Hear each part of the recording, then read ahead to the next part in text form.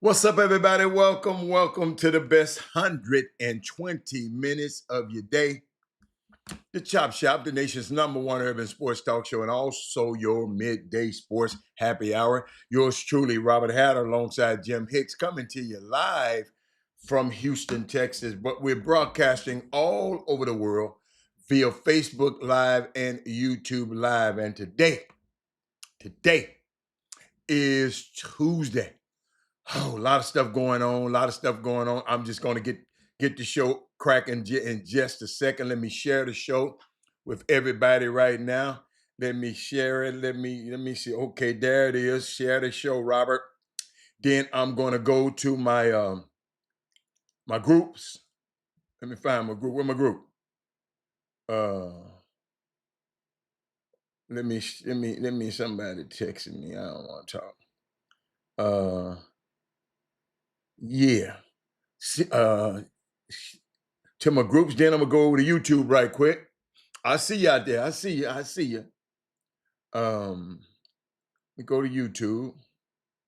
Let's see. Okay. But what's up? I know it's Tuesday. Had a great time last night. Great time last night, man. Y'all just don't understand, man. I really mess with y'all. I really do. I really do. Shout out to everybody who showed up to the game last night, man. I'm gonna shout y'all out in a minute. Uh appreciate y'all just getting a chance to see it. But I didn't see no new people that I haven't seen before. I'm gonna just shout out to my people, my real people. You know what I'm saying? I'm gonna shout them out in a minute. Let me see. I got to go. Oh, got to go.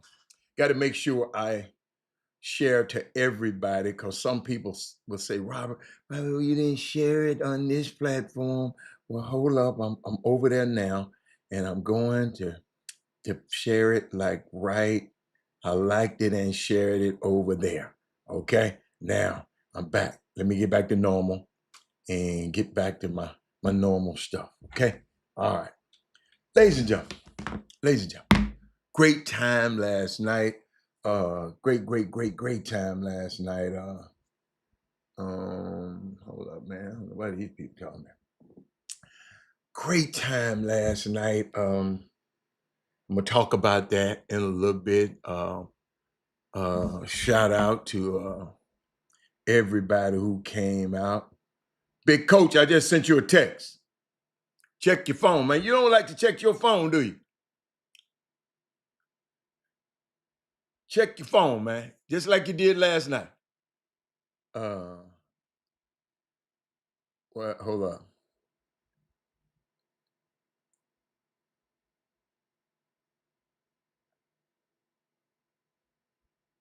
I just seen. And I'm gonna talk about that. I'm gonna talk about the guys who I saw um, last night. Chris Charles, man, I went to see Cliff the other day, man. Man, I miss coming over there, mess. Terrence Fuller, I see y'all. Let me shout out to my guy, and then we'll talk. Darrell Anderson, Brad Kimball, King Sticks, Thaddeus Moody, Paul Miranda's in here already. Terrence Fuller, y'all had a good time. This gonna be kind of interesting. It's gonna be interesting. It's gonna be an interesting Tuesday. Tuesday, big coach. Oh, okay, gotcha. Check your phone, man. But uh, I'm trying to see. Do I want to start the show off here? But I'll give you a little bit because, ladies and gentlemen, it's Black History Month. It's Black History every day with us. Um, but Jesse Jackson represents. He passed away early this morning, and he represents the possibilities and limits of Black freedom struggles to break the back of U.S. style oppression. He left no tactic untried or strategy untested, taking a baton from the generation that killed U.S. Apartheid and juggling various approaches to Black power, self-determination, electoral politics, and global solidarity and diplomacy. How we reflect on his life will measure our own understanding of ignorance about the last 4 generations of U.S. Politics.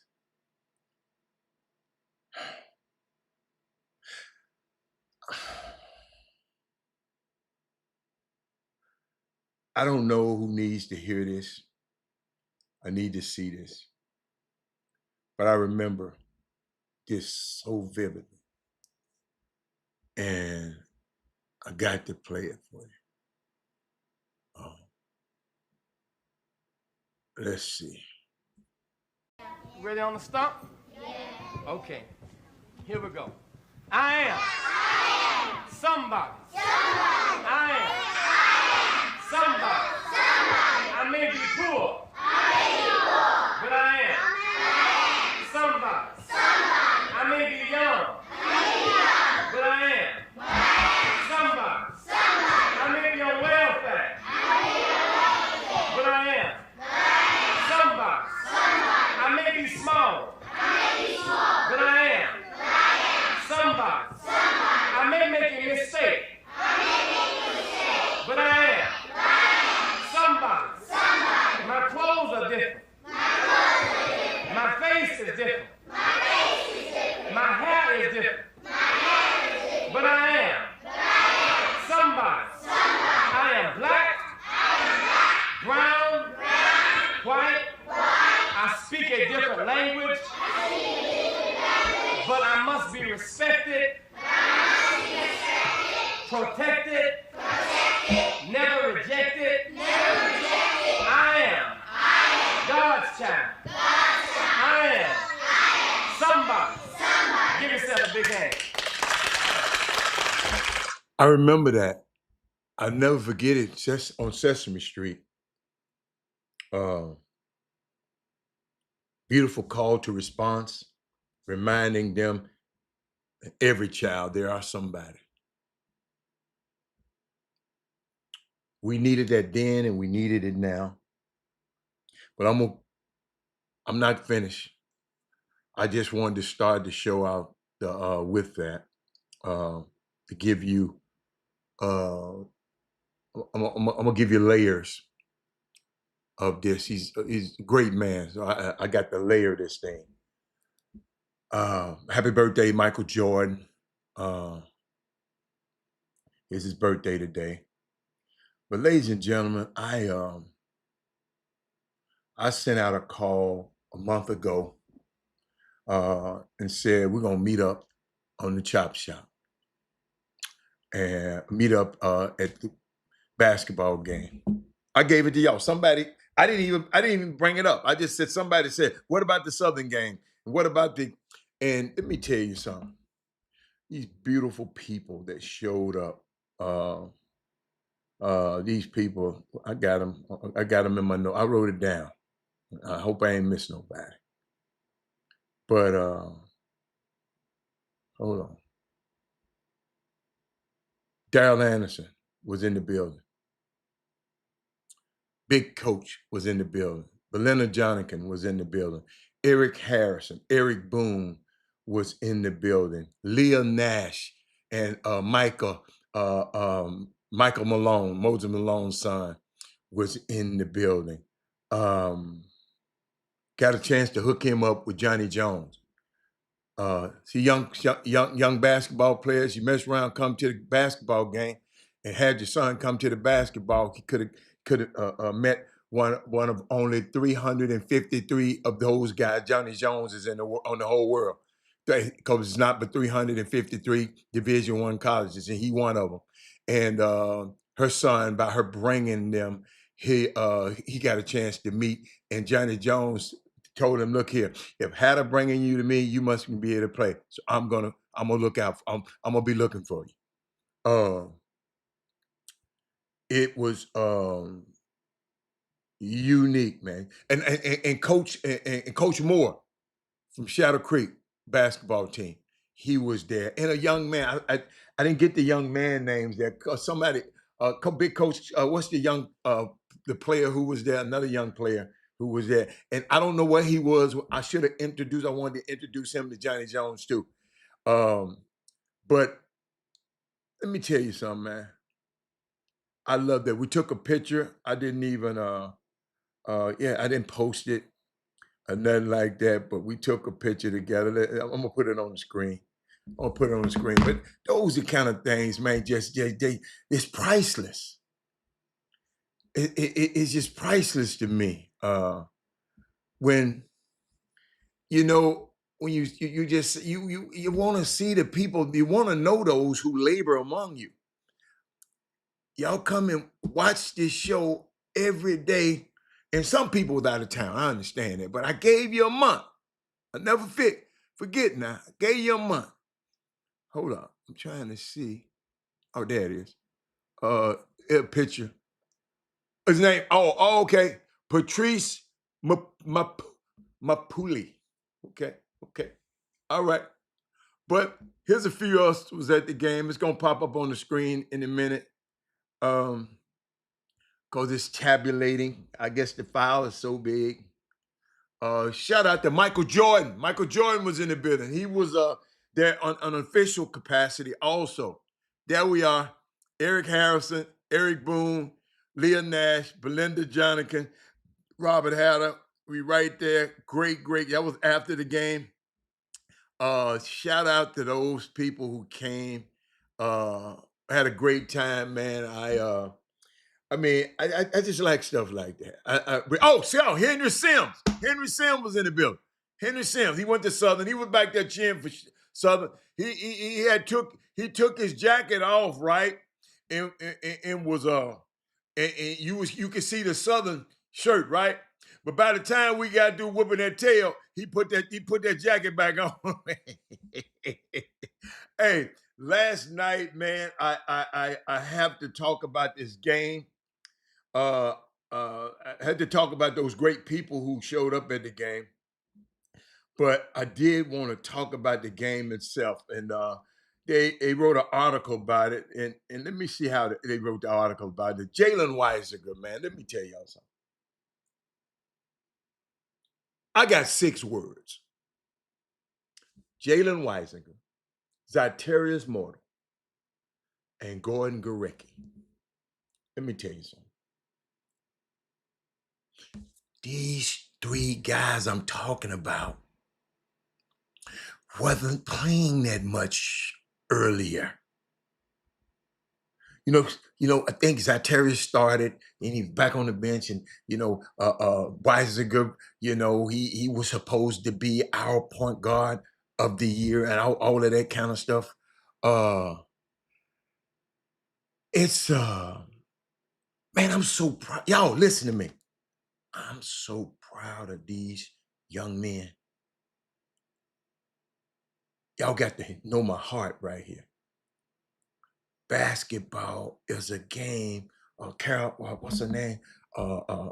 Carol Lawson was talking about it, and I didn't get the video, but she said something, and everybody been retweeting it, and and I didn't write it down, but I should have because it was so powerful. And what she said, let me see what she said. She said, we don't get to determine the length of our adversities. Our adversities. You got to realize, y'all, she talked about the adversity her team suffered. They started out Duke, the mighty Duke, with Ashlyn Jackson, one of our own, on the team. They started off the season 3-6. Y'all, these people talking about, she don't need to be the coach of the USA basketball. She ain't this, she ain't this, she ain't this. I don't know what. She faced 6 ranked teams. Then guess what? Now they done won 16 games in a row. People call for her job. Y'all quit being so quickly to call for people's jobs.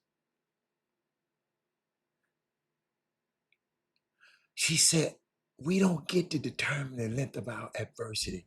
These young kids wasn't playing. Gorecki, he from Canada. He all the way from out, but he hadn't played in a year because of injuries. So he had to get himself back into shape. In Weisinger, confidence, immortal confidence. See, y'all, we in this little microwave society that man, if they ain't doing it, if they ain't doing this, they ain't, man, they ain't, you got to be this, you got to be this, you come on, they ain't this, man. You got to be patient, man. Basketball is it's a game that y'all, it's just so hard to play. You got to be so skillful and so. See, I keep telling people in football, after every play, you can stop unless you got a no huddle offense.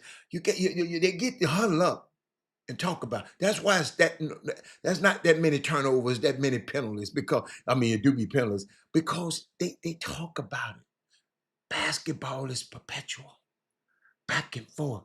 These guys don't quit. They were down. Let me read. Let me read this. So before I talk about it, Jalen Weisiger, Zyterius Mortal. These two guards were on the bench just a few games ago. The start of SWAC.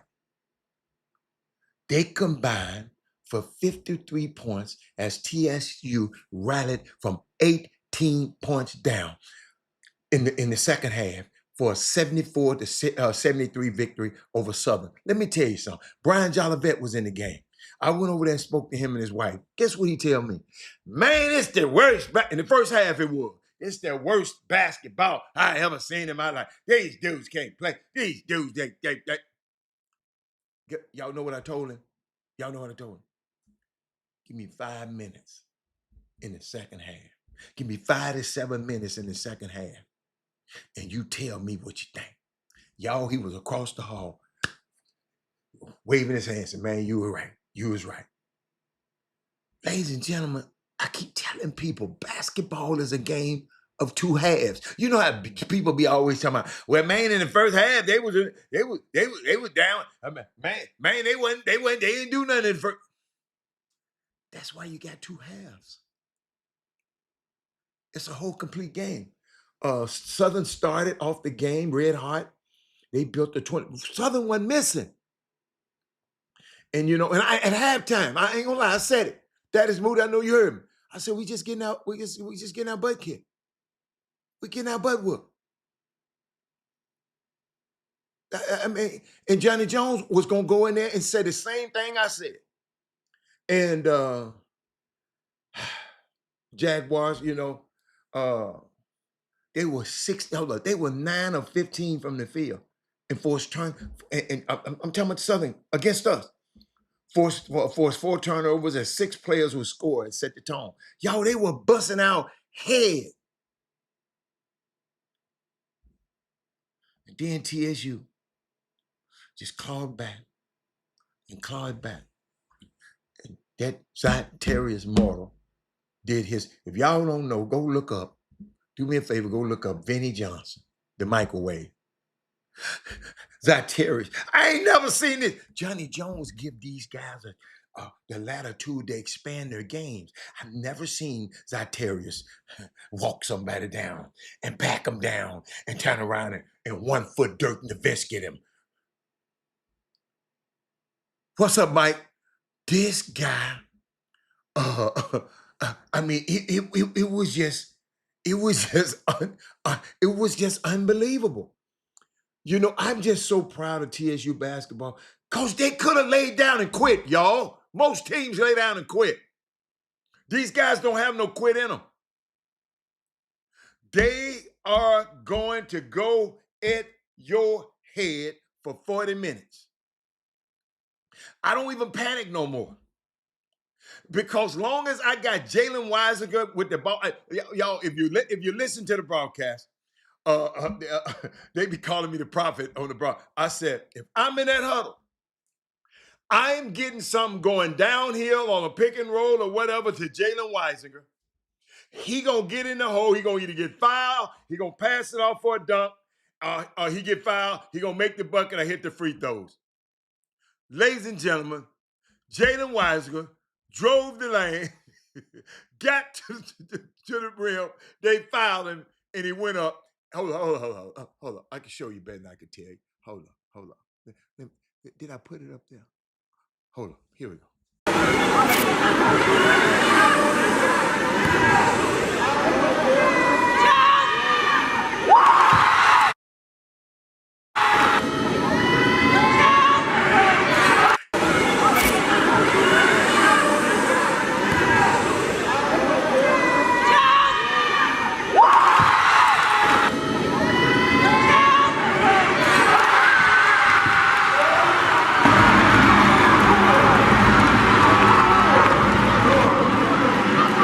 Yeah, 29, y'all. That's Gordon Direct from Canada.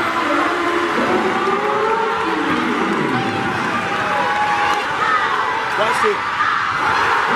That's Zach Curtis Moore. Half man, half amazing. Y'all want to come to the game? Y'all got to be out your mind. Jamie Wise is number 4. He's not good. Let me get myself out here. Jamie Wise from the other corner. Zach Curtis Moore said, okay, y'all take this. We go together.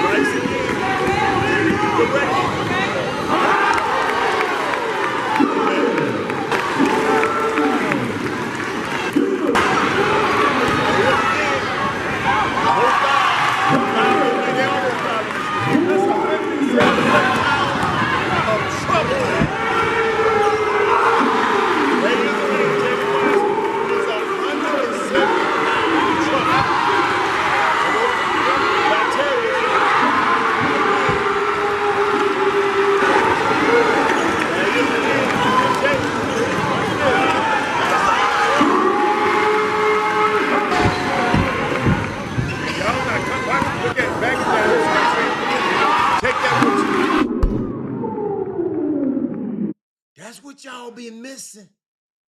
That's why I say I ain't begging y'all to come nowhere. Mike Lynn, my days of begging. They put on the show last night, man. They were down 16. Kirk Collins. Big coach. So our terrorists have had games like that. We just don't know when they're going to come. Ladies and gentlemen, if Zyterius plays up to his potential consistently for 4 days, Jalen Weisiger, they don't hurt him because they always not. He weigh about 170 pounds, and the ref never called a foul. If he bring his game, ladies and gentlemen, we're going to be cutting them nets down in Atlanta. We're going to be cutting them nets down now. Y'all, I've seen all the teams. I've seen the teams that they think so great at the top. This team, there's something about it, man. Shout out to Coach John Jones and that staff over there, man. They were well prepared. Y'all, with the postseason looming, SWAC schedule shift. We're gonna play this Thursday, coming up this Thursday. So we leaving tomorrow. So I won't be on the show tomorrow because we're gonna be in the airport. We leaving in tomorrow. We game Thursday and Saturday, double header with the girls. Okay, so we next Thursday, this Thursday. This Thursday we play and Saturday.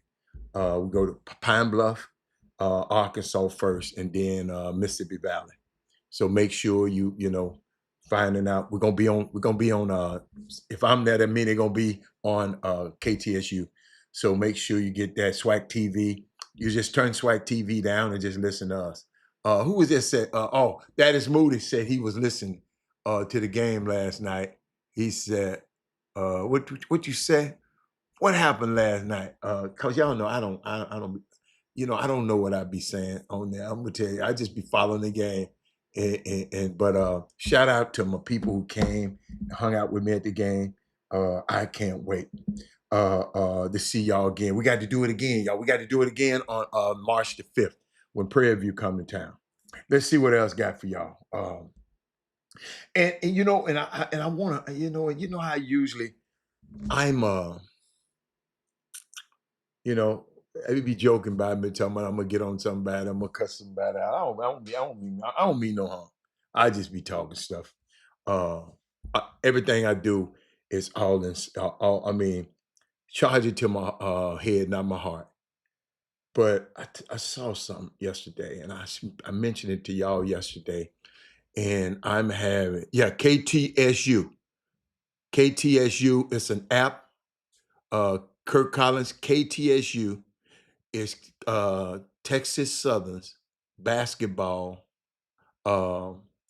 Texas Southern radio station.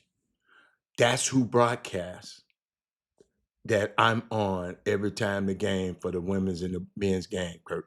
Kirk Collins, you've been listening to this coach show for this long, and you just realized that, but I'm glad to say it. KTSU, go download the app right now. Are you in your car dial 90.9 FM.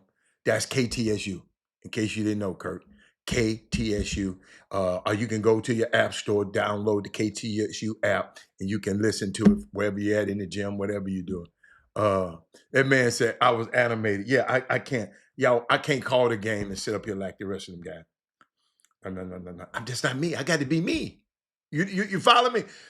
Somebody told me a long time ago, ever you do in this business, you won't just be yourself.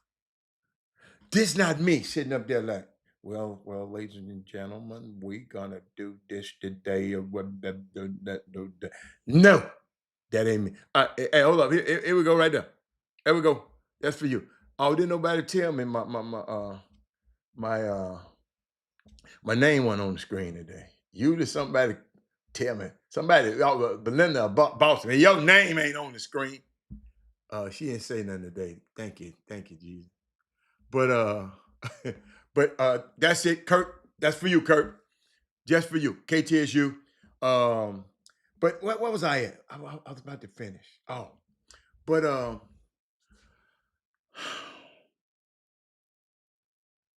you know how I don't like ESPN. I don't like what they stand for. I don't like certain things they do. Uh, but they did some yesterday that even if I don't like you, don't like what you stand for, share the show somebody, because somebody need to hear this. I'm gonna give you credit when you do something good. 90.9, that's it. But 90 point, you gonna get 90.9. Yeah, 90.9. But just the reason I say KTSU, because that's the app. I always want you to get the app. And then when you get the app, push play. Somebody had it. Well, it ain't coming on. You got to push the play button.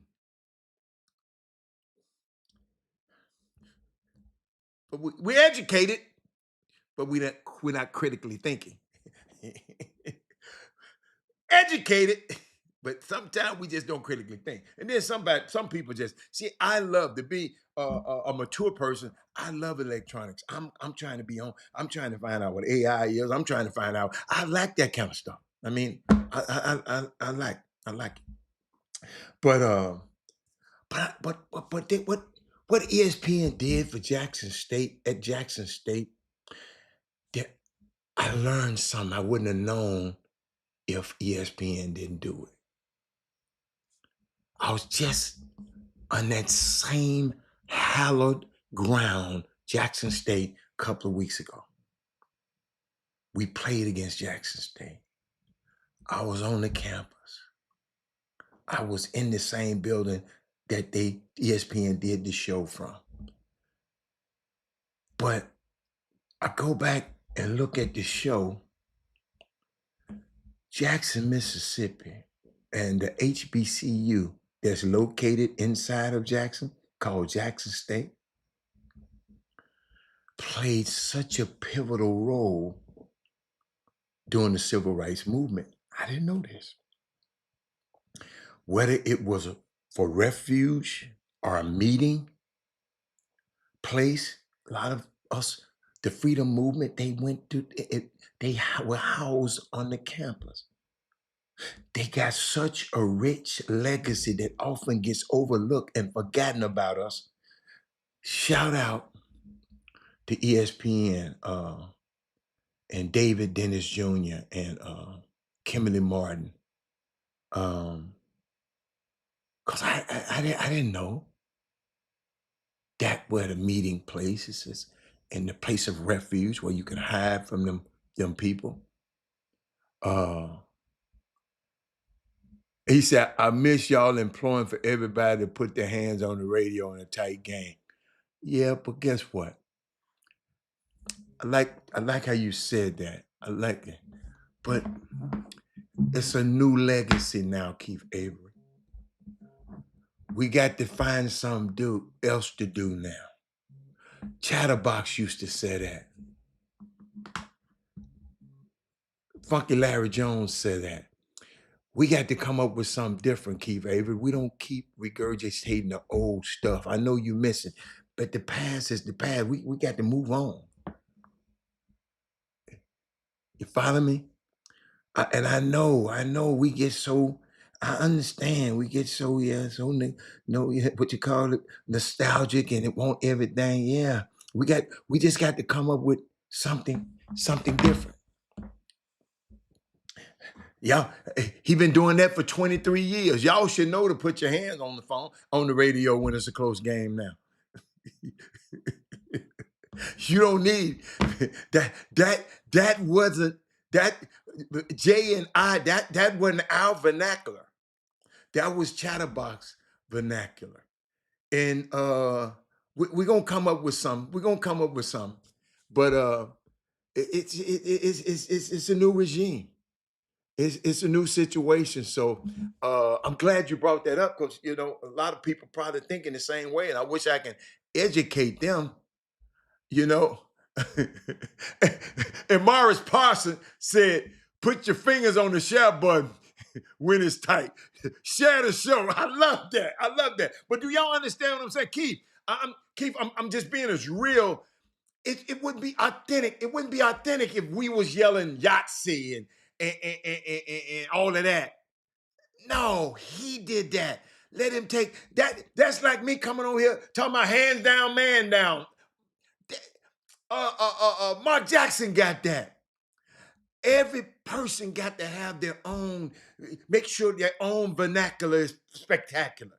And we're gonna get there. We're gonna get there, but no, we ain't gonna say the same things that we've been saying for 25 years. It's a new right. Y'all already know, right? Robert Hatter ain't gonna never do like the norm. Got to find something new. And man, but I'm glad you brought it up. I'm glad you brought it up. And I'm glad, and I'm gonna bring it up on the next show. Ladies and gentlemen, I'm not telling you to put your damn hands on them. You should. Hey, that man been telling y'all for 25 years to put your hand on the radio. Y'all should already have your hand on the radio. If y'all need him after 25 years, y'all need him. See, that's the problem right now. Martin Luther King been gone, and y'all still ain't doing. Y'all still worried about what he said, and instead of doing what he said. Boy, Keith. Thank you, Keith. Thank you, Keith. See, I got a Black History moment out. But where was I at? What was I talking about? What was I? I was talking about ESPN. And talked about them. And you know what? Women basketball. I'm always pivoting. Women basketball. But that was good, Keith. Keith, you released me. I needed that, Keith. I like that. That man said, put your fingers on the share button when it's tight. Um, women's basketball has truly uh, made it when there's a song out about a singular player that everyone will want to jump up and dance to. I hope I don't get in trouble, but I'm gonna play this. I'm gonna play a little of it. And it's also the sign of the impact of their legendary coach named Don Staley, two-time national champion. Uh, Ladies and gentlemen, when I saw this, I had to play it for y'all. Wait a minute, where's she at?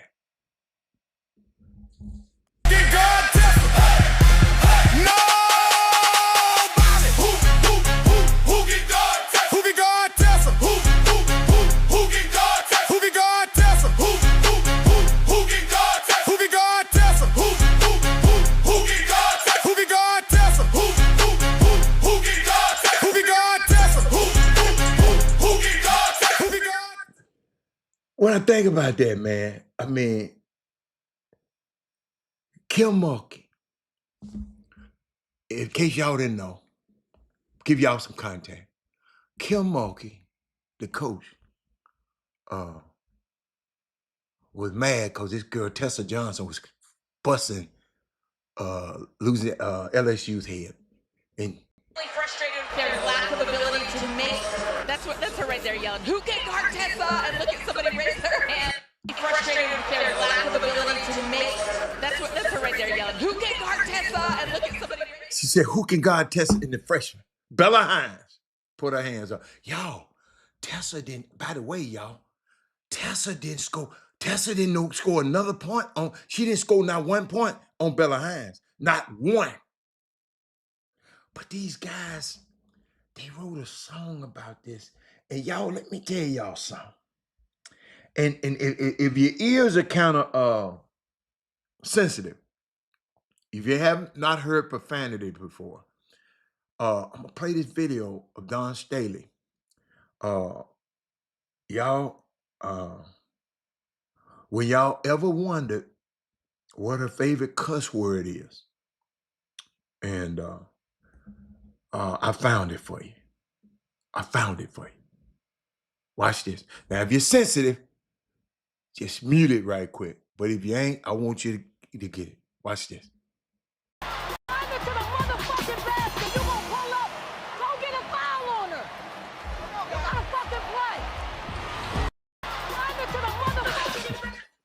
We know who her favorite cuss word is now. You can take a girl out of Philly, but you can't take the Philly out of the girl. And guess who her biggest fan? The dude Plies. What do we always say? Dude Plies, he always cuss. What's that cuss word he always use? The same word, ain't it? Wait a minute. He said, well, man, I sent this to the wrong person. Watch this.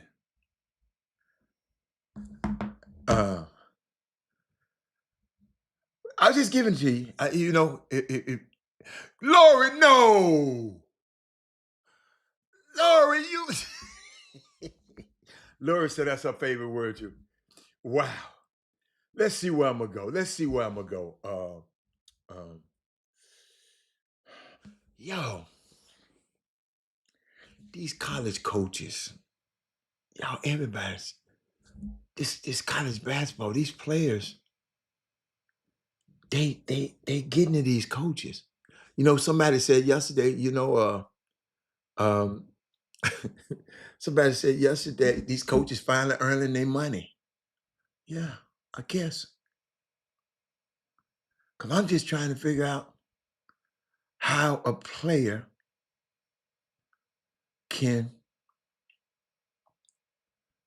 be on a basketball team, college basketball team, and getting paid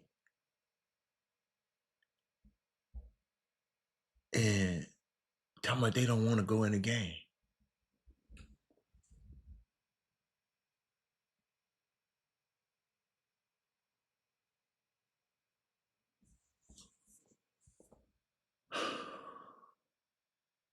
Andy Kennedy, coach for UAB. Jerome Tang expressed the way he feel about these current college players, and they want to fire him and want to take his money away. Let's see if they do this to Andy Kennedy, because he said there are scholarship basketball players that are making more money than most people in this room. Is it too much to ask you to make a damn layup? Is it too much to ask you to make a layup? I mean, he said, I mean, we're in bozo land, man. UAB going 10 for 22 on layups and a loss to Tulane.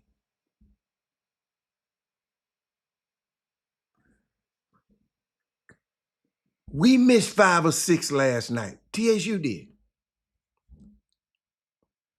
Ladies and gentlemen, I don't care about no contact. I don't want to hear about all of that. I don't want to hear about nothing. Make the layup, man. Practice laying up with contact. Lord, these college coaches, man, I mean, I don't feel sorry for them because they get a lot of money too. But most of them, they ain't missing layups.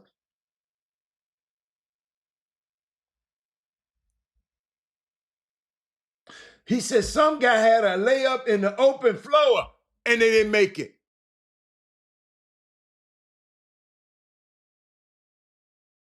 Y'all quiet over there on me. Because some of y'all sons, some of y'all in nephews, some of y'all that missed them damn layups. I understand.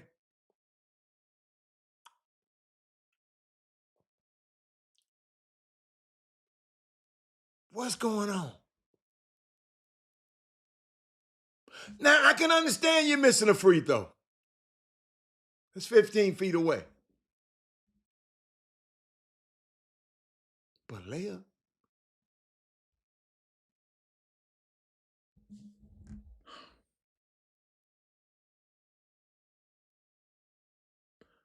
Did you got college coaches got to talk? You are a Division I basketball team. And you have, well, let me make sure I got the right number right. You have 22 layups and you missed 12 of them?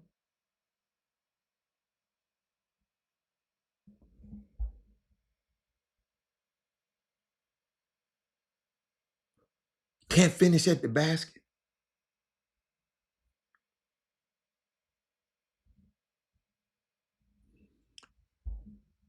Why I'm on college basketball, man, I'm going to tell you who I fell in love with. Because I saw from the beginning. That's why I love to go to Kevin Sampson and University of Houston practice at the beginning of the season. When they play pickup, you know, and they play, they work on their game. They work on those facets of their games. And then on Thursday they play.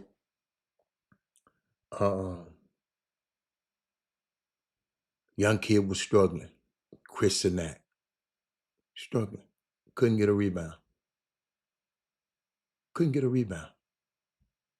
Ramon, the man, I remember one distinct coach said, Ramon Walker went and got a rebound out of his area. I mean, Ramon went and said, can't nobody have this rebound but me. He took it from everybody. And he told Chris Sinak in that meeting that day, he said, boy, he said, when you start doing that right there, that's when you're going to become a player. Coach Sampson told, I never forget it. He kept getting on him to be aggressive on the board. Last night, referees took that game from him. They stole that game from U of H last night. It was one, I wish I could have got it for y'all. It was one possession. Chris Sinak got 3 offensive rebounds in a row. Ladies and gentlemen, I done watched a lot of basketball this year. I can't recall one player on one possession getting 3 offensive rebounds in a row. Boy, I wish I can find it. Boy, I wish I can find it. Y'all got, cause cause I know y'all visual people. What his name? Sinak rebound. I'm gonna see. Will it pop up? Sinak rebound. I want to just see. Y'all got 3 of them in a row. Oh shit! I can get it. Y'all, I'm fiddling around with it, y'all. Yeah, y'all got to see this. Y'all, I'm finna fiddle around with something for a minute. So y'all give me a second. I mean, y'all go back, go in your head right quick. Go, Lori. You watch a lot of basketball, Lori. The same guy on one possession get 3 in a row. I didn't know I was gonna be able to find it. Three in a row. Somebody tell me, y'all watch basketball. I might have missed it. Y'all people don't get 3 in a row, man. People don't get 3 in a row. Hold up. It's going through the cycle. Give me a second. I'm gonna get you in there. You know I'm gonna take care of you. Hold on. It might lag a minute because when I'm doing this, it takes up more. Let me get out of there. Okay, let me get out of there. There it is. Let me see, Sinak. Let me name him. Yeah, let me name him. I got to show y'all this because maybe y'all seen it a whole lot. Robert just ain't seen it, so just bear with me. Cause I ain't seen too many people do it like this, little boy. Y'all got to realize now. I gave you some context. Early in the season, he wasn't doing this. Okay. Early in the season, he wasn't doing this. Here we come. It's gonna pop up in a minute. Where my man Sinak at? It's still probably formulating. There it is. Here it is. Here.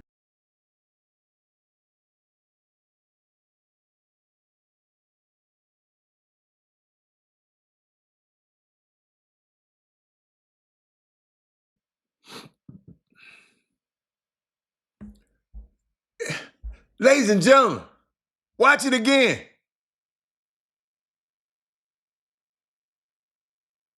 Okay, he gonna miss. I'm getting it again. He gonna miss. I'm getting it again. I'm gonna play it again. Y'all, this kid couldn't rebound a lick in the beginning of the season. He is selling out. He's a star, McDonald All-American. A McDonald All-American. Saying, I'm about to make myself some money. That young man made some money tonight. Oh, you privileged ass, non-playing ass college basketball players who out here whining, talking about y'all ain't coming in the game. Watch him.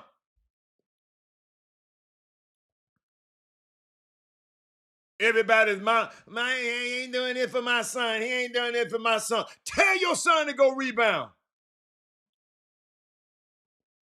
Michael Garcia, I don't want to hear nothing you saying about, because you ain't a scout. You probably don't know a scout. Talking about he need to work on it.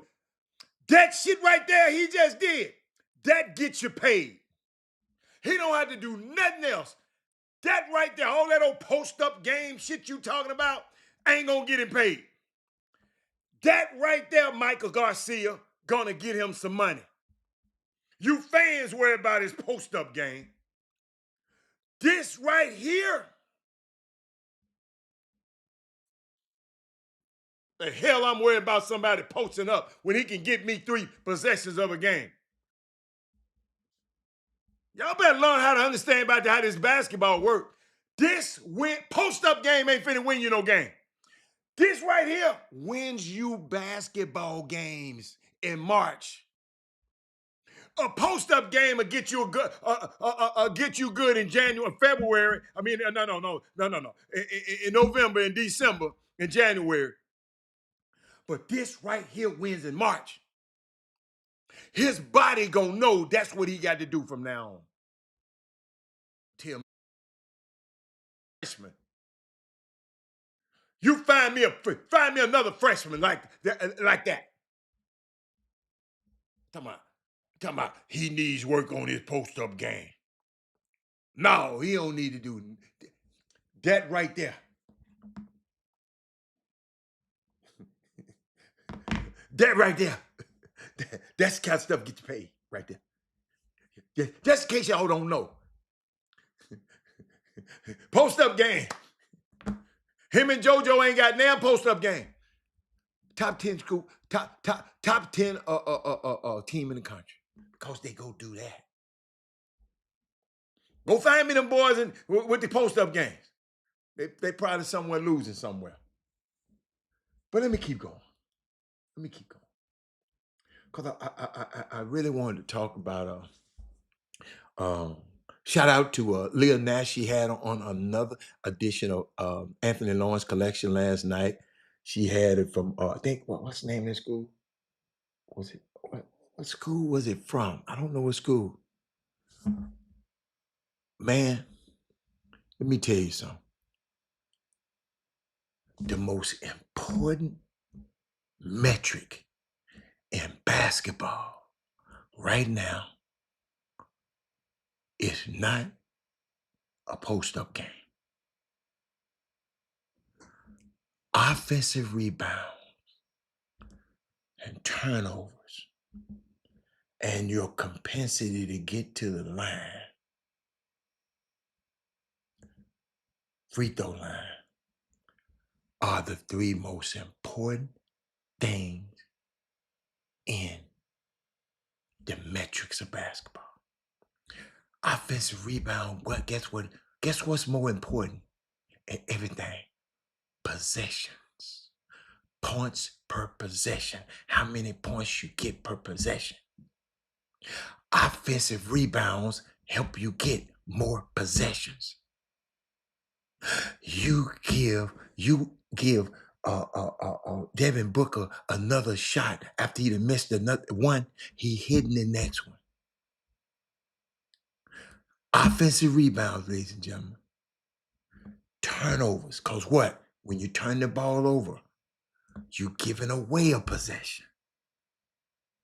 And free throw frequency to the line, because what? You're getting points while the clock ain't even moving. Arkansas Pine Bluff. Thank you. Arkansas Pine Bluff. She had a cold Arkansas Pine Bluff jacket on last night. I said, wow, from the Anthony Lawrence collection. Anthony Lawrence collection ain't playing around here, y'all. I tried. I keep trying to get y'all here because y'all better be on board now. Because when it blow up, y'all gonna be saying, I remember they were talking about it on that show. But where else is that? Talk about Chris and that. I'm just going down my list and see. Let me see, did I forget to talk about something yesterday?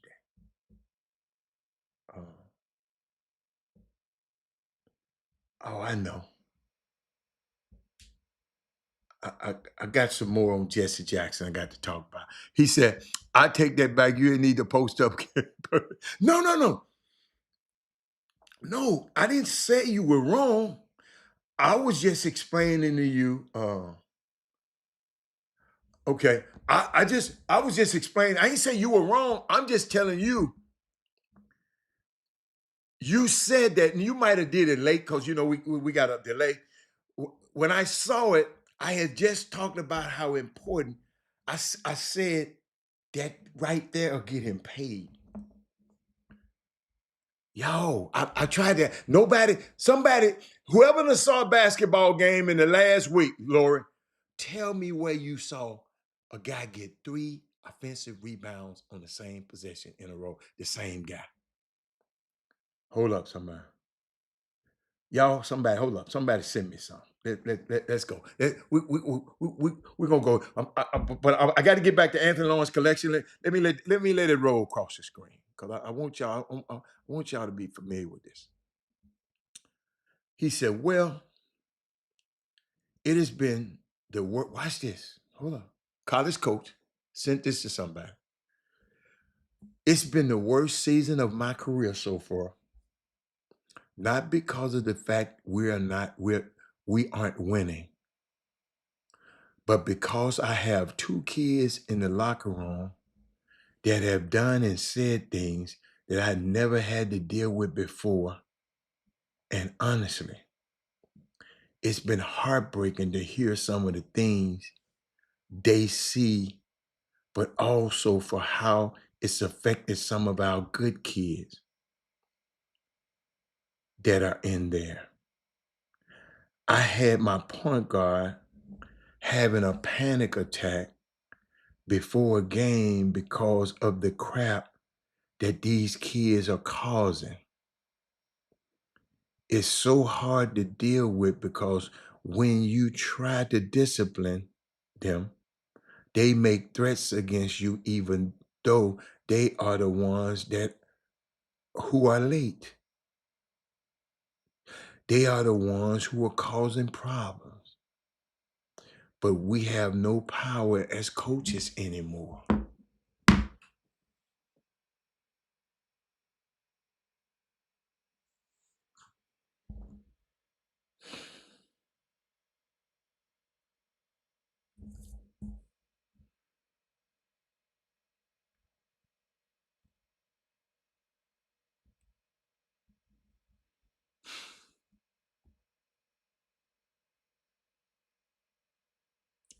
Y'all hear me?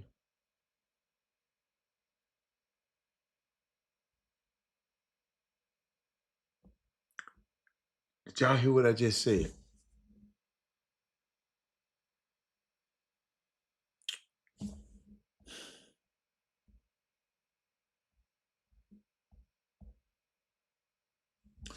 It's some foul human beings out here, man. It's some rotten ass people out here.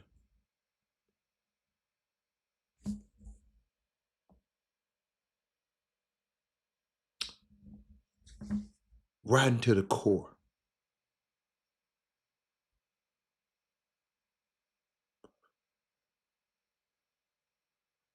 Paul Morano, evidently you ain't been listening to the show. I'm telling you something that's just happening right now. It's a dude getting paid and talking about he don't want to come in the damn game. Then one time playing sick, they say, okay, let's go to the doctor. I don't want to go to the doctor.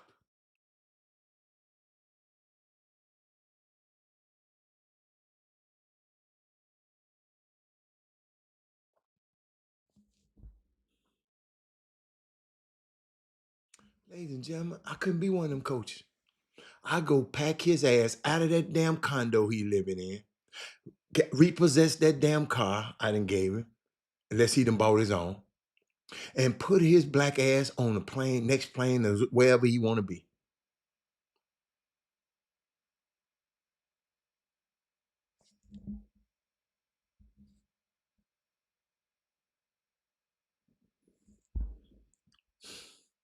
Unbelievable, Paul. Never heard nobody tell me they don't want to go in the game. I'd rather you be mad and pouting about not getting in the game than I ain't gonna go in the game. I ain't going in.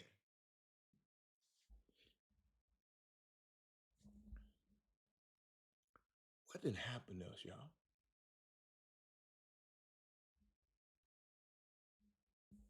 Coach getting fired. Dang, it'll come out later. But some of them rotten ass kids on that damn team then poisoned Tang's team. Kansas State. It's gonna come out later.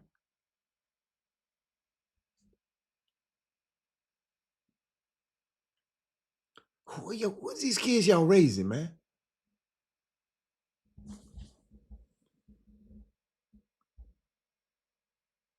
Who- Let me switch. Let me switch subjects. I come back to that because that's just it's just breaking my heart right now. I was looking at USA basketball. Kate Cunningham, Anthony Edwards has to be a Team USA. I think they should build around those two guys for the Olympics moving forward. Surround those guys with. 'Cause somebody asked me this, and when people ask me stuff, I say, "Shit, let me write this down and give it to my people in the show." Surround themselves with great two-way players and wings. Got to get some shooting though. Guys who can rebound, defend, finish at the rim. They're probably gonna have Chet and Durham, Cooper Flag. You also, yeah, but we got to find some shooting. Who's our shooters? Cause without Steph, y'all, we was done. We was cooked. France gonna tear a new Germany, everybody gonna tear a new one in us without Steph. Where's our shooting gonna come from? I'm talking about flat foot marksmanship. He said today's game is different, way different. Give Coach Hayden credits for getting out. I ain't giving them credit for getting out. I ain't giving them credit. I mean, they just chose to get out. I'm not giving them credit. Shit, they made a whole lot of money on them black bodies. I ain't giving them credit for nothing. Not credit. But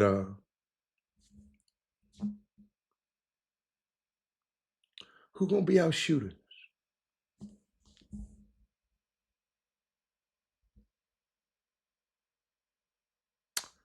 I'm just thinking, who gonna be our shooters? And he don't have to be Curry. Okay, Booker. But Booker is not Booker is a scorer, Curtis. Booker ain't no shooter. I classify Booker as a scorer. I might be wrong. I might be wrong. I might be wrong, Chuck. But we got to get somebody else. I'm gonna have Booker. Booker got to be there. But we gonna need some because Booker, man, Booker didn't do nothing in the Olympics, in the international games he played in.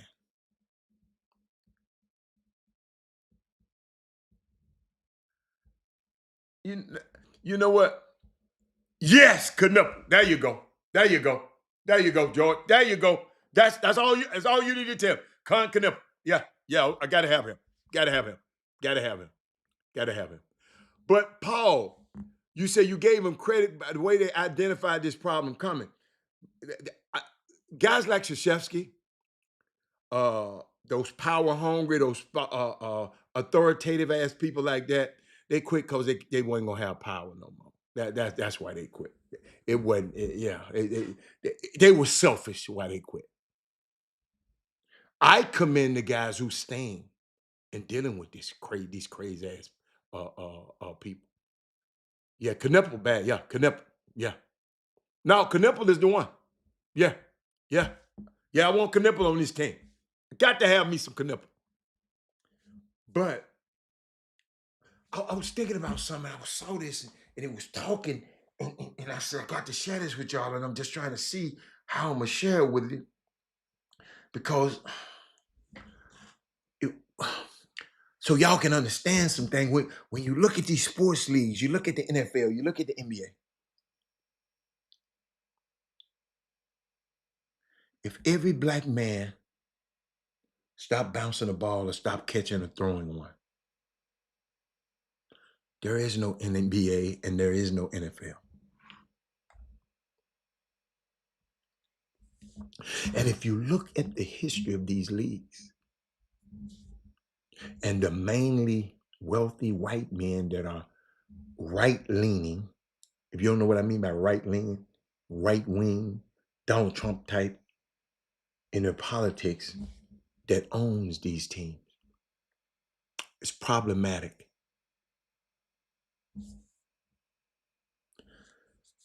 But that is why they pay the high salaries. Because it's very hard to have a bird's eye view and be able to have complete, crystal clear thinking of what's more important with that amazing voice that you have, LeBron James or Kevin Durant. When you got a 20-bedroom house and you're on your 7th Rolls Royce, it's hard for you to have a bird's eye view. They fight for paying you $50 million. I got to shut up. I can't do I got to talk about Israel. I don't know nothing about Israel, but I just said it because I know that's going to make these people feel good. You sound like a damn clown. You're too smart for that, LeBron. Earning $50 million a year, it's hard to pause and to think. Listen, y'all, it's just me. If you called every black major superstar in the NBA and also the white ones who are mainly European and say, let's raise some money. LeBron them was trying to do it and chicken out. Let's set up our own league. Y'all remember LeBron and Maverick went over there and all of a sudden they stopped? Scare asses. Let's set up our own league because they like getting this $50 million a year. But the people are coming to watch them.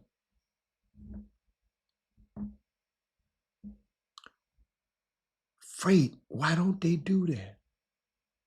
Why don't they have ownership of Nafisa Kaya, Brianna Stewart owning the rival? These women then jump and leapfrog y'all stupid behinds. Why not have ownership of your own league, set up a co-op of players, and have real ownership?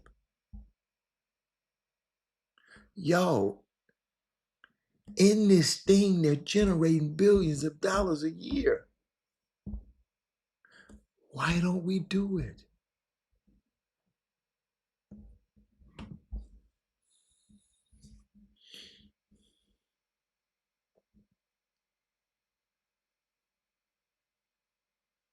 Nobody, I knew I wasn't gonna get no comment on that.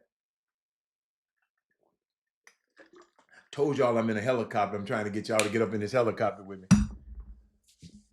I'm just thinking, let me keep going.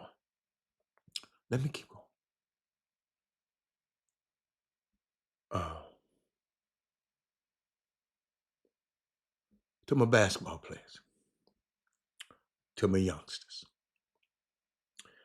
the best player on the team isn't always the player who scores the most.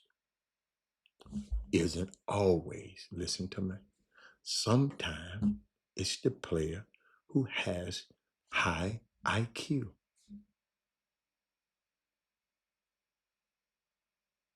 Or a diverse, versatile skill set, or a player who is unselfish and coachable and who knows their role inside out.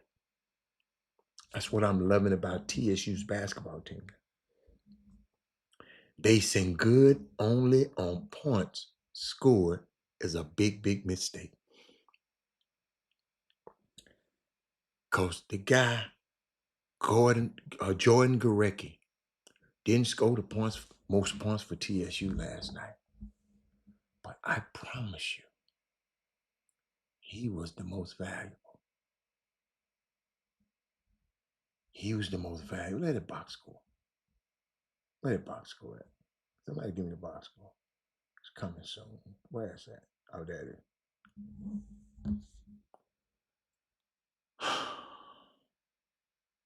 No, they don't have to do it. They don't have to do it like that. These dudes got more power than the women, Trey. The women had to do that. These guys got more power than the women. Trey, you ain't critically thinking. I'm talking about LeBron James, Steph Curry. They got more power than Breonna Stewart and Nafisa Carter. They did it on that little small ass scale.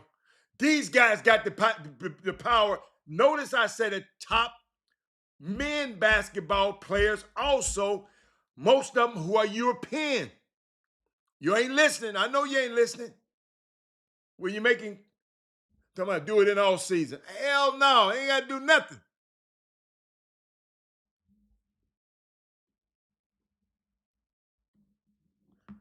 No, Isaiah Thomas ain't no.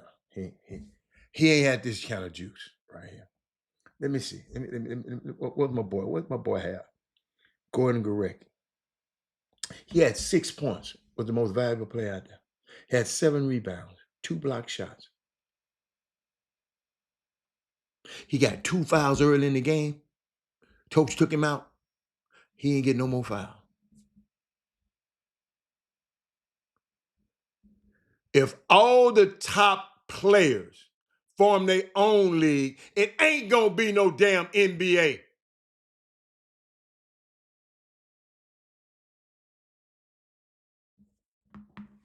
Man, I said y'all ain't listening. I said you weren't listening. If all the top players, them guys gonna follow them. You still talking about competing against the NBA? Hell no. Take over.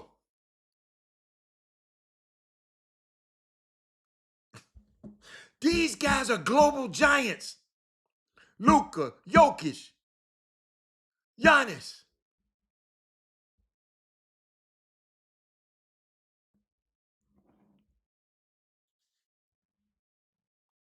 No, I ain't saying a league to totally complete. Y'all got the power to this. Hold up. The NBA gonna have a bunch of dudes that can't play in it.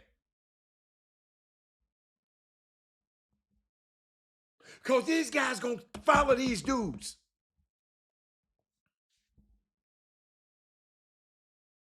Only person might stay over here with them is Cooper Flag.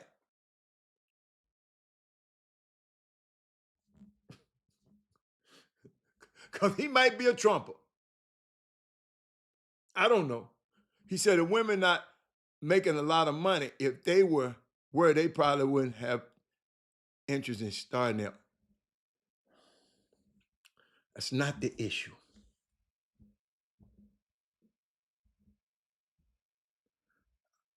I don't know. Evidently, you didn't hear what I said from the beginning. Ah, boy, I hate people to come in and don't. I'm going to start this back over to the people who just walked in the classroom and trying to make comments on something that they just heard that last part of it, and I can tell because of the answer. When you look at the sports leagues, the NFL and the NBA, if every black man stopped bouncing a ball or stopped catching or throwing it,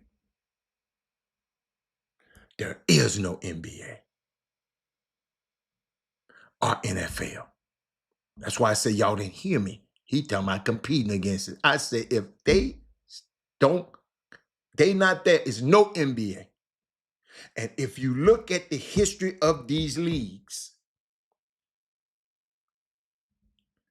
and the mainly wealthy white men that are right-wing leaning in their politics, that don't give a fat rat's behind about you and nobody on this feed, that owns these teams, it should be problematic.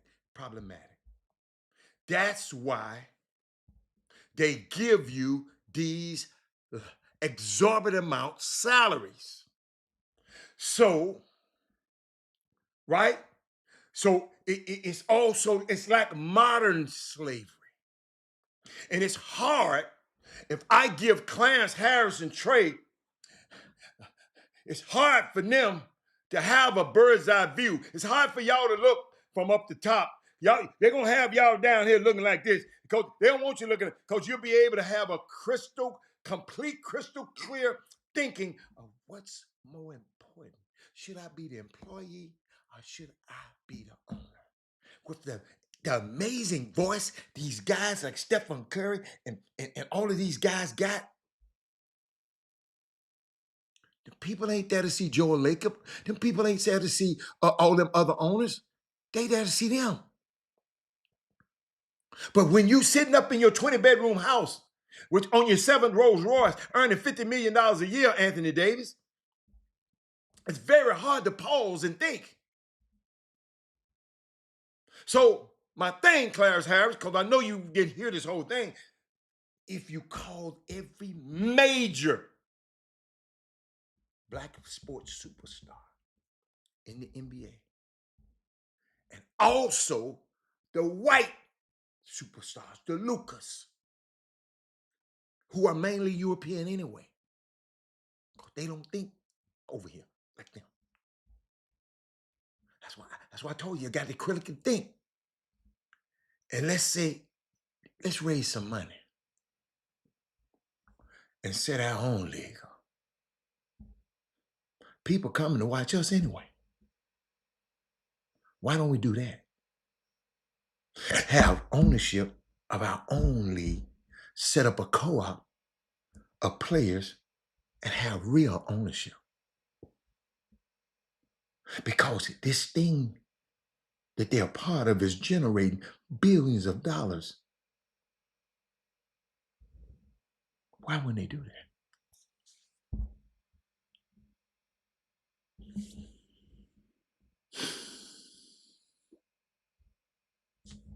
Now just critically think. I ain't gonna do that. I like it over here. I like my mansion. I likes it. You just don't want to. You don't want to own it. You just want to sign the back of the check. That's all. I'm just talking about a way of thinking and the power that you got. What else I was talking about?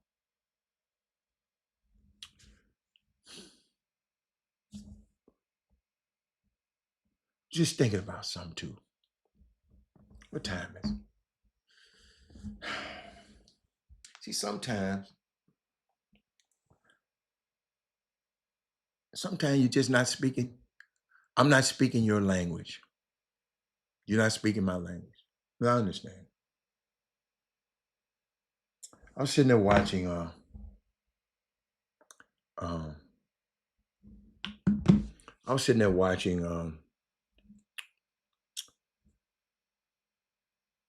the most watched halftime show in NFL history happened last weekend. Y'all need to share this because this kind of got me a little bit. With Bad Bunny being the featured artist, was so impactful was the attraction that over 147 million tuned in from around the world. Ladies and gentlemen, watch this. Barry McDonald. It was the first time that there was ever offered alternative programming to the halftime show as a pushback and protest of the performer. I don't like, didn't nobody say, I don't like Rihanna. We finna give a Kid Rock concert. I don't like, who else did it? Michael Jackson. We gonna do this Kid Rock concert. I don't like, I'm trying to see who done did it. I don't like Prince. This ain't never happened before. Beyonce. This had never happened before. They had a whole alternative programming. Don't watch him. Watch us. He ain't American. He speaks Spanish. I told y'all, he ain't speaking my language. Told y'all in the beginning. Mark, the overwhelming objectors were white evangelicals who silently screamed in indignation. Kendrick Lamar, they didn't do it for Kendrick because it wasn't done in English, but rather in Spanish. Because the majority of the Super Bowl viewers are English speaking.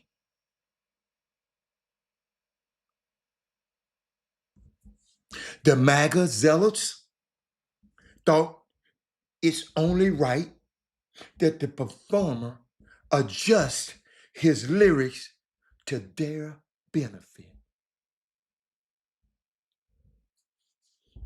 Some commentators, y'all, labeled the performers as un-American, even when 15% of the population speaks Spanish.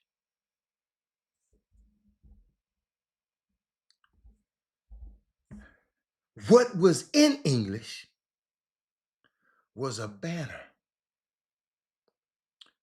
with the largely printed words, "The only thing stronger than hate is love." And those who hate diversity change the channel.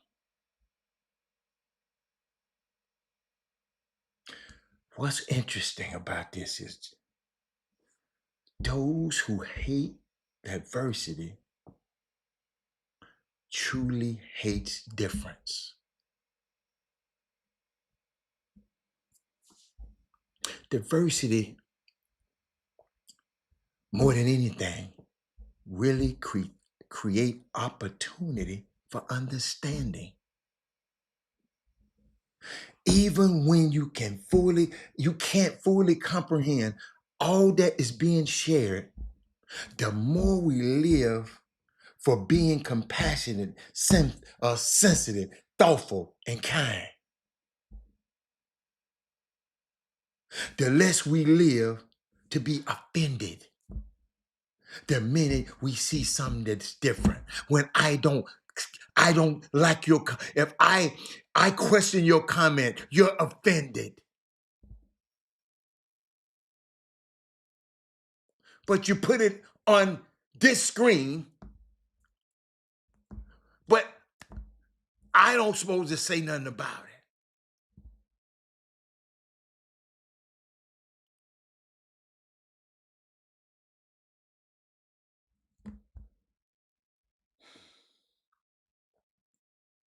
Ladies and gentlemen,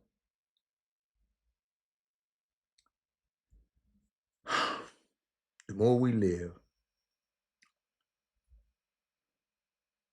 to be compassionate, thoughtful, and kind,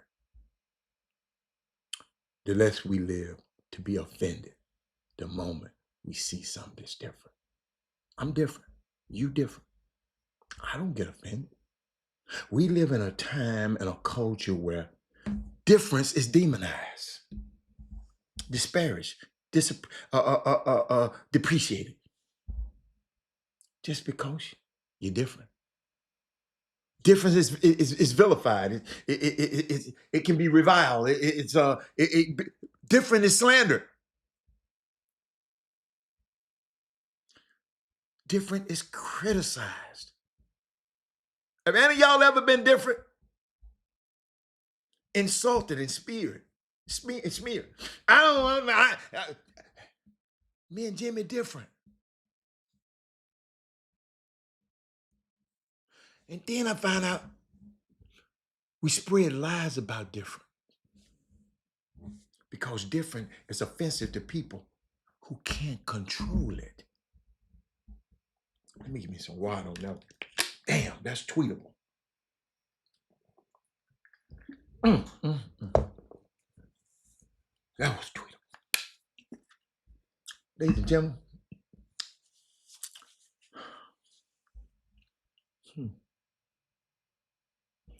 anything that you don't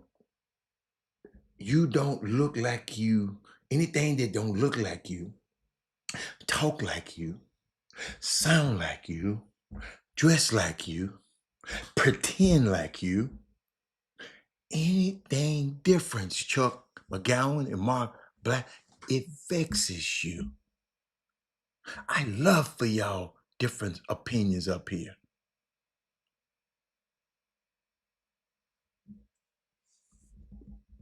I tell you what, my favorite word. I don't want you to agree with me. I want you to tell me something new so I can learn something. When I question what you say, all I'm doing is making you think, critically think.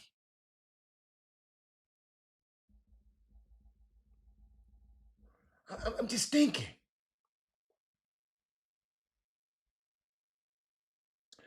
Ladies and gentlemen, the reason I do this show, the reason I do not censor these chats and people, I don't censor them. I let them come through. Because you have to be intentional about hearing somebody else's vantage point and their history. Don't clam up on it. When I'm talking to you, that means if I don't say nothing about your tweet, then you might be a little bit weird because I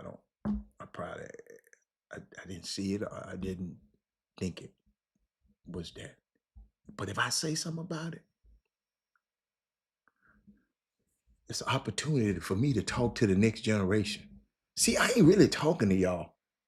I'm really talking to the next generation who's going to see this later. And then they're going to say, who is these people? Who is these people at this point in time in life?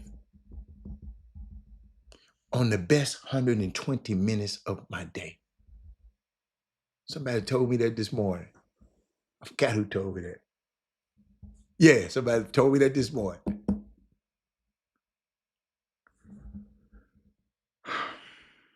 Before you talk about them, you have to talk to them. Before you talk about the Chop Shop, come join it and be around a little bit. Everybody communicates differently. How you communicate, listen, I'm gonna give you some free game. How you communicate to your child should be different than how you communicate to your coworker. Let me give me another drink on that one. How you speak at the bank is much different than how you speak at the barbershop and the beauty salon. What you say in an interview should be miles apart in how you post on Instagram.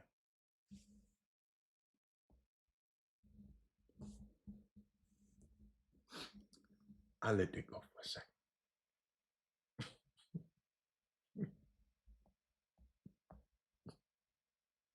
Ladies and gentlemen, the reason I'm saying some of this stuff,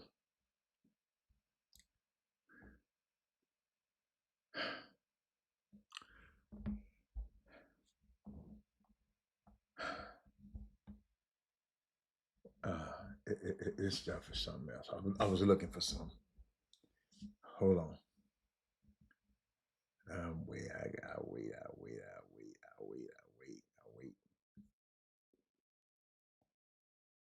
Did we talk about Michael Jordan winning?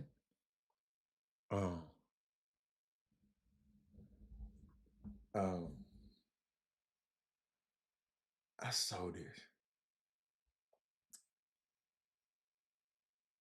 and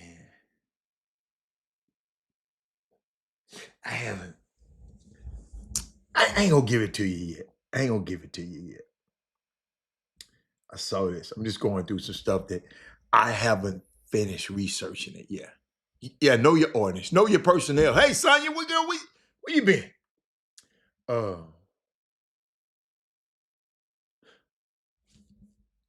Rick Barnes says, I don't really like Rick Barnes. I don't know him. Because I'm gonna show you how I am. If you mess with Sonya Billings, then I'm gonna have a problem with you. You follow me? That's my sister, right? I'm gonna have a problem with you. So Rick Barnes messed with my little brother, so I got a problem with him. I don't know him, never met him, but I tell my son and my daughter, all your friends might not be my friends, but every one of your enemies is mine. And I don't play around. If that's my partner right there, no, you can't say nothing about him. I ain't with all that old shit. But he said something. He made a good point the other night. It's something that makes so much sense, but I never thought of it in this exact way.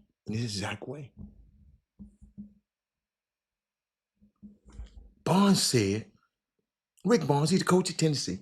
He said one of the biggest keys to any team's improvement during the season, watch this, is the work ethic of those 3 or 4 guys on every team who probably won't play as many minutes as they should.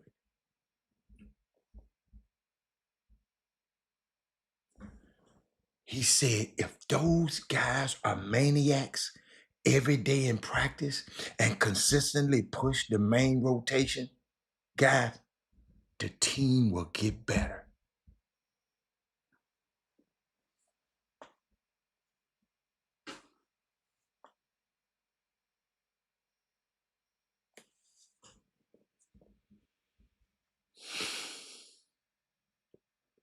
I like that.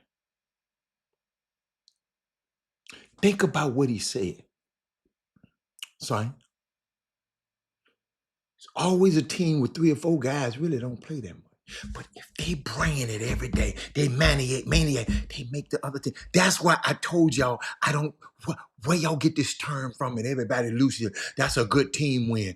Every damn win is a team win. Because the guys that don't play, the 3rd and 4th guy that don't play, who got us ready for that game, they part of every damn win. So every win is a team win. Every loss is a team loss. But I just thought about that. I've never did. Y'all the first person I've shared this with. It just and when it popped up, because I put it in my notes, and it just popped up on the screen. I said, wow, every team will get better if those guys, they ain't playing, but they pushing them starters. Because what you do if you're pushing the starters, you're making your team better.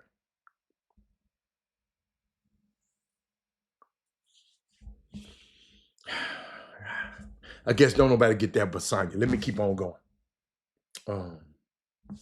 Let me keep going.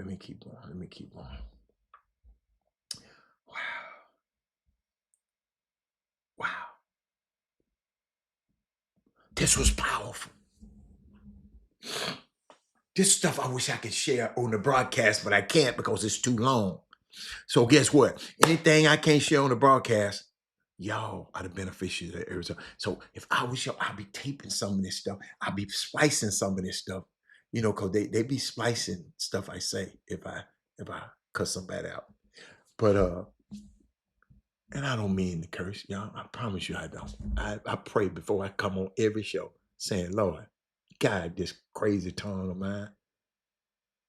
But sometimes you got to be profane to be profound. But this coach was talking about problems versus dilemmas. Mark, don't laugh at me, Mark. Mark, he explained the shift in the head coaching role in college right now, where modern issues like NIL and the portal, they're here. They didn't used to be here.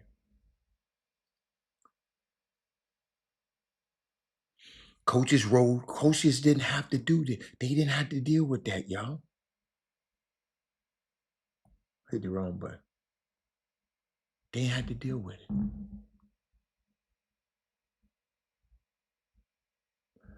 Problems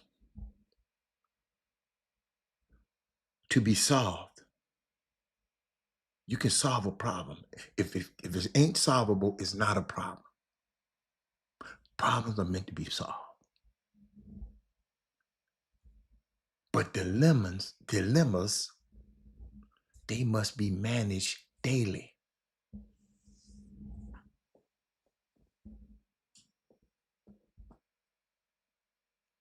Coach Tang probably solved some of them problems, but he has some dilemmas on their team. And you need somebody to manage them daily. Y'all follow me? So it's an evolution of the coaching staffs. The guy, he was discussing how the responsibilities of assistant coaches have changed, emphasizing that every staff member must now be a fundraiser, an evaluator, and a relationship builder rather than just a recruiter. I'm giving somebody some game right now. Go get your coaching job, boy. But your ass better know where to go get some money at, because that helps.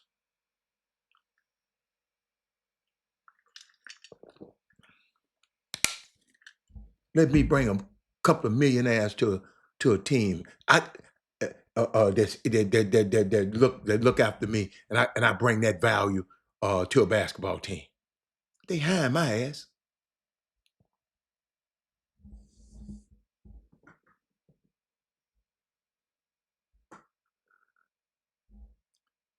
I'm sitting there thinking about it, y'all. Did y'all hear what I said now? When y'all talking to all your little kids, talking about they want to be coaches. It's an evaluation. It's an evolution, I'm sorry, of the coaching staffs now. The assistants, you just ain't no recruiter. I'm gonna recruit all these black players for this white coach. That's over, brother.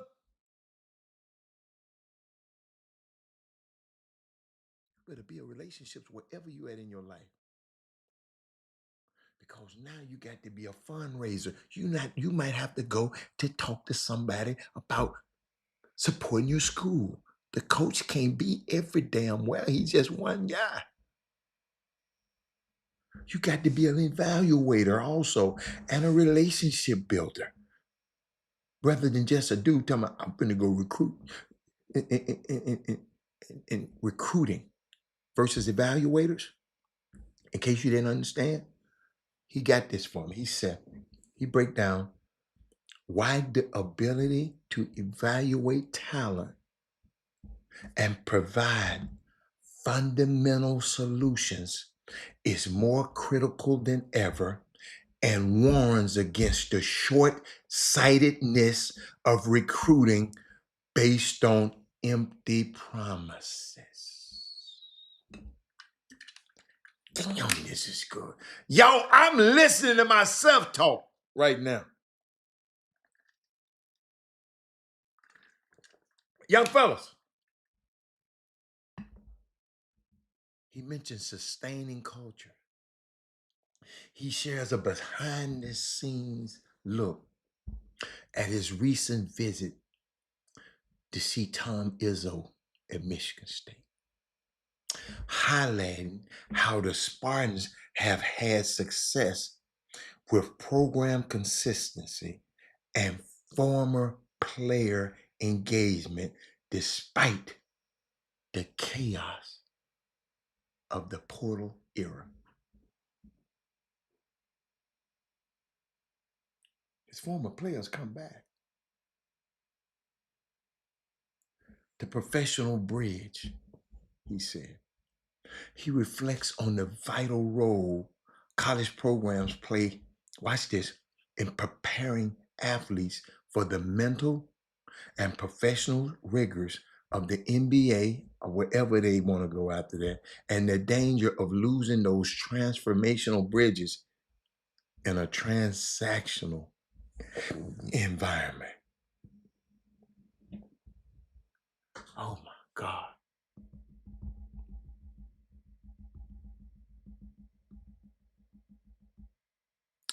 Wow.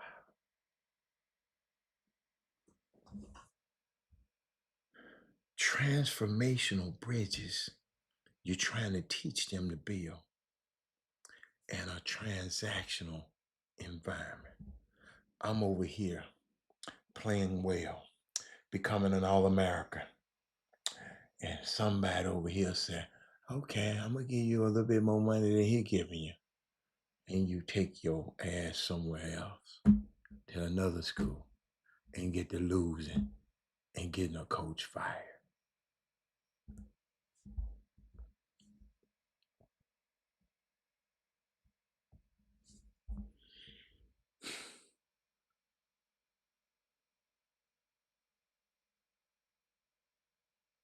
Wow.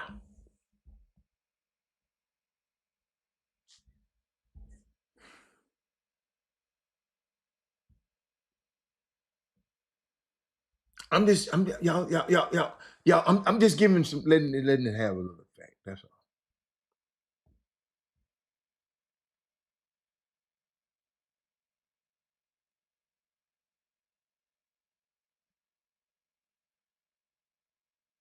Mm, mm.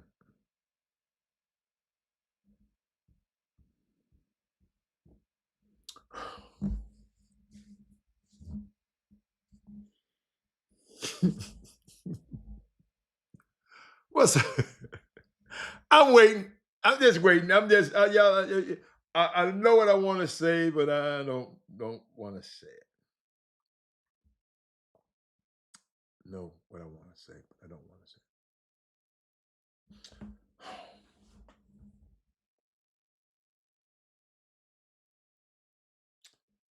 Can I use these last 14 minutes? Grassroots basketball. That means high school basketball. Most team culture problems aren't player issues. I was somewhere one night. Guy who usually score a lot of baskets didn't make that many baskets, but they won. But his family and him over there sitting up, excuse me, they didn't seem too happy.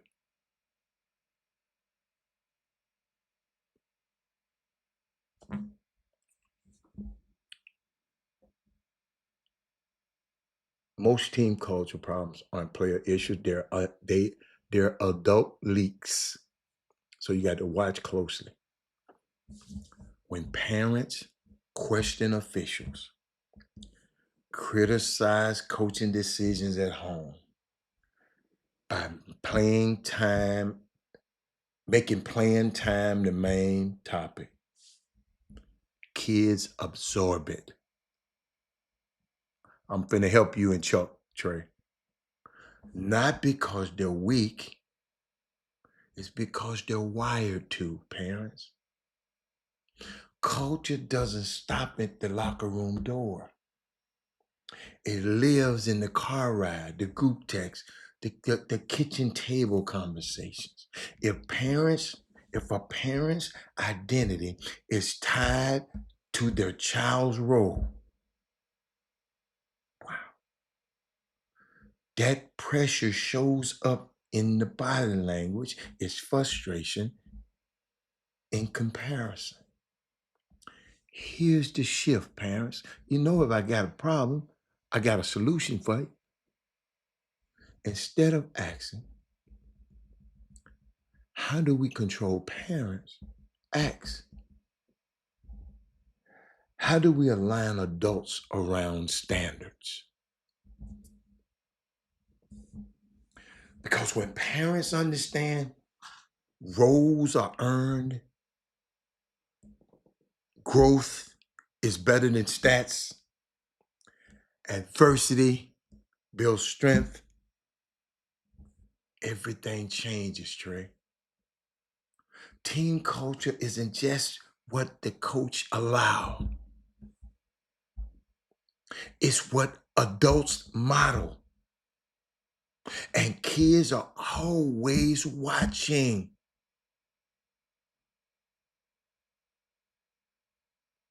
It's a kid came to me last night, play on my team, play on TSU teams. I didn't know you was Penny's agent. He said, you never talk about that. I said, no. I said, how you find out? Somebody from my hometown was telling me, man, you on the team. Penny's agent calls y'all games. I said, kind of messed me up, man. It kind of got to me because, you know,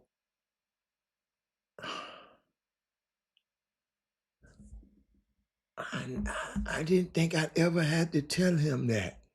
I mean, I'm just I'm just a radio announcer.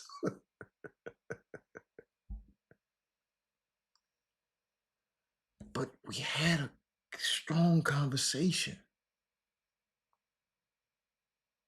And now he know if he need help trying to play past this situation, he got somebody he can bounce some off. I thought it. Parents, what's the adult model? Kids always watching. I'm smart enough to know when I'm on the road, these young men are always watching. They're smart.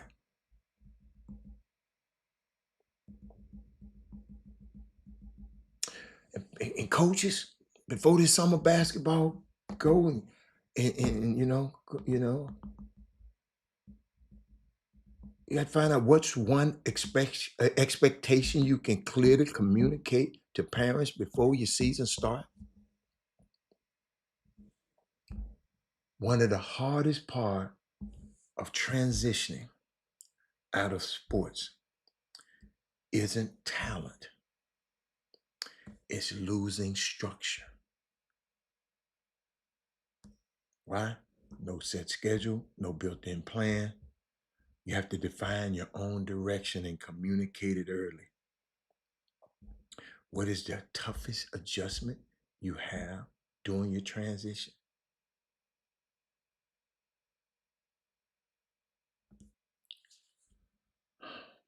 You got to think about it. What was your toughest transition? Parents, y'all better. Y'all, and I know what y'all going through. I was one. I felt like y'all be acting out. I just didn't act it out. I wanted to. Trey Phillips, you know what I used to have to deal with.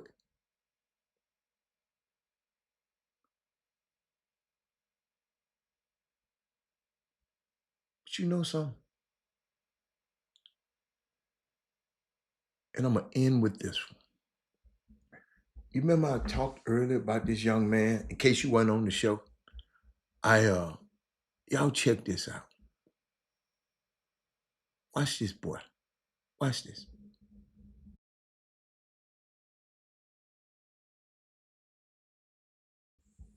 I might play this throughout the show. This one man, Chris Sinak, got 3 offensive, consistent offense. Nobody thought to get a body on him. And he said, get this little old boy off of me. Y'all, they gave me a stat. They said there's only 77 players in college basketball, Division One, that average double digits rebounds per game. No, college basketball, period, I think. Yeah, in college basketball, period. All divisions. Only 21 of those are at the Division One level.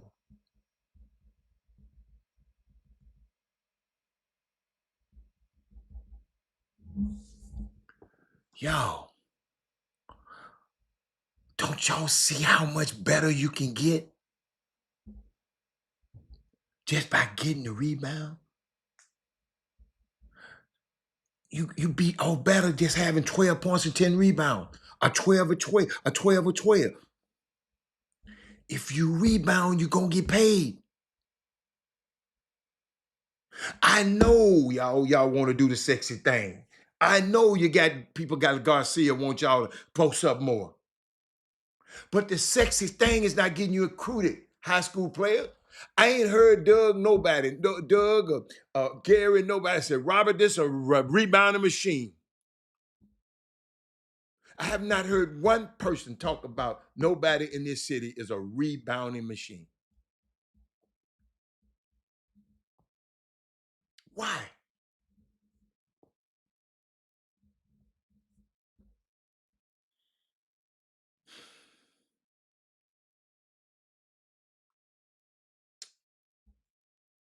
Look at it.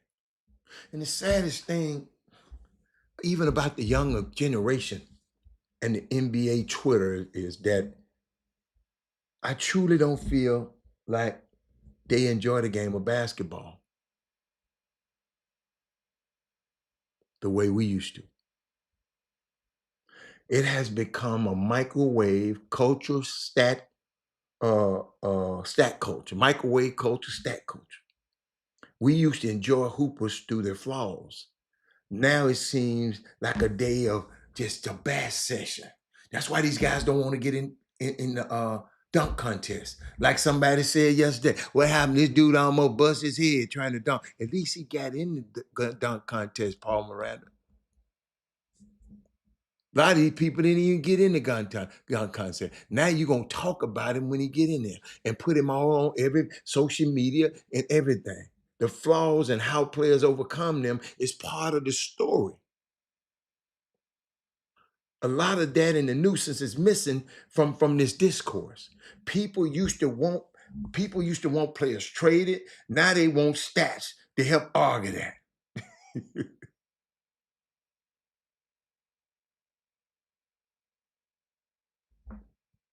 It's crazy. It's just look. Sonya, I'm keep playing it because I ain't seen nothing like it.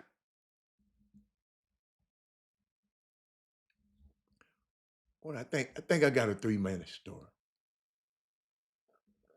I think that's amazing, but I was thinking about this. Boy, it's just too long. Hold up. I got 3 minutes. I'm gonna try to do it in 3 minutes. Because it was talking about Billy Donovan shares a lesson that changed how his players thought about winning. He said Florida, he had a manager track how many long balls was in players, how long the ball was in a player's hands during the game, right? He asked one of his starters, he said, how many minutes did you think you had the ball in the game? And the player said 15 minutes when he had played 30 minutes, right?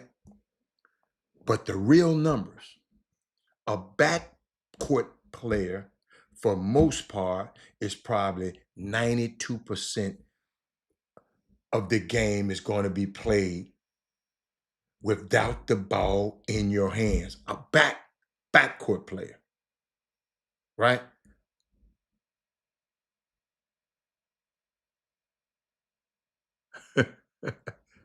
Watch this. A front court player, 90% of your minutes is going to be played without the ball in your hands. Backcourt player, for most part of the game, 92% of the game, if you a guard, 92% of the game is you're going to be played without the ball in your hands. A front court player, if you're a forward or wing, 95% of the minutes is going to be played without the ball in your hand. So they said, think about it. You're playing without the ball most of the entire game. It's amazing to me how many players focus on points, points, points. That's what goes on ESPN. That's what gets highlights. But if you're gonna strictly talk about winning, and you're really driven and motivated by winning and competing and being a good teammate, you have to look at the fact that what am I doing with my 92%, my 93%, my 94%, and my 95%? And guess what? I'm going to give y'all the rest of that the next time I'm on, probably Thursday. Yeah, probably Thursday. Yeah, next time I'm on. Okay, because I'm going to be traveling tomorrow. TSU. We got Arkansas, Pine Bluff on Thursday. And then I think we go to Mississippi to play Mississippi Valley on Saturday. So it's not Monday. It's not Saturday, Monday this week. It's Thursday. So catch us on KTSU this week. But I'm going to finish that. I know that is moody. Sonya, make sure you remind me to finish. What am I doing with the 92% I got the ball? I don't have the ball. 93% that I don't have the ball. 94, 95. When I don't have, most of the time, you don't have the basketball. You don't have it. What are you doing? Hold up. Joe Lewis, let me finish there. You said, that's it, Rob, Big Rob. Our pastor just finished a series on foresight. If you don't define your own win, path, road, somebody else will define it for you, or you will adopt someone else's role for you. Boy, I like your pastor. I like your pastor. But y'all, I got to get out of here. I had fun with y'all today. Y'all don't forget what you gonna do. Y'all know I'm gonna help them, but I can't give it to y'all today because I got to get out of here because I got to get ready, because we're leaving in the morning. But I can't wait. I can't wait. You know what? Yeah, I give it to you. I'm gonna give it to you. I'm gonna give it to you either. No, I'm gonna wait the Thursday. I'm out of here, y'all. I gotta go. Love y'all. Shout out to everybody who came out to the game last night again, and I'll see y'all later. I'm out.